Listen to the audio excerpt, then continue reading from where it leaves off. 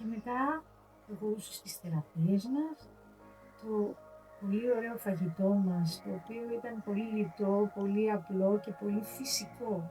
Δεν υπήρχε τίποτα χημικό σε όλο αυτό που ζούσαμε αυτές τις μέρες.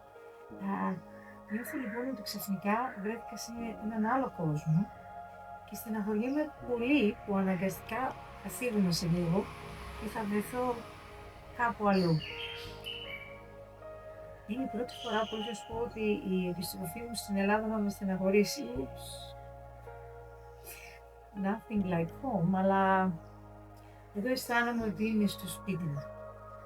Θα θεωρώ πάντα αυτό το χώρο δικό μας και έχω υποσχεθεί στον εαυτό μου και στην οικογένειά μου ότι θα ξαναγυρίσουμε.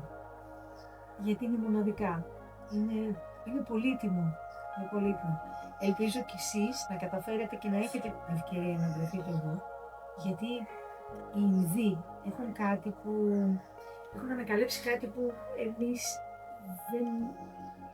εμείς και όλοι εμείς δεν το έχουμε περιγράψει, δεν το έχουμε βρει, δεν ξέρουμε καν ότι υπάρχει. Εύχομαι ηρεμία, αγάπη στην καινούργια χρονιά που μας έρχεται και σας εύχομαι πραγματικά να έρθετε εδώ.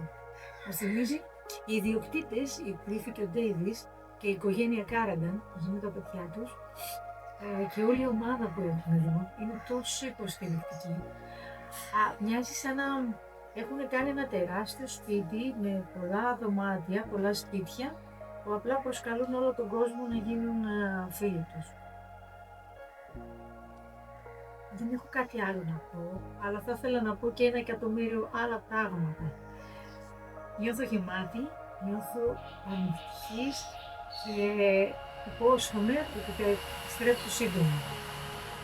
Να κάνει ο Θεός να σας ευλογήσει και να έρθετε εδώ το συντομότερο που μπορεί. Είναι κάτι που το χρωστάτε στον εαυτό σας.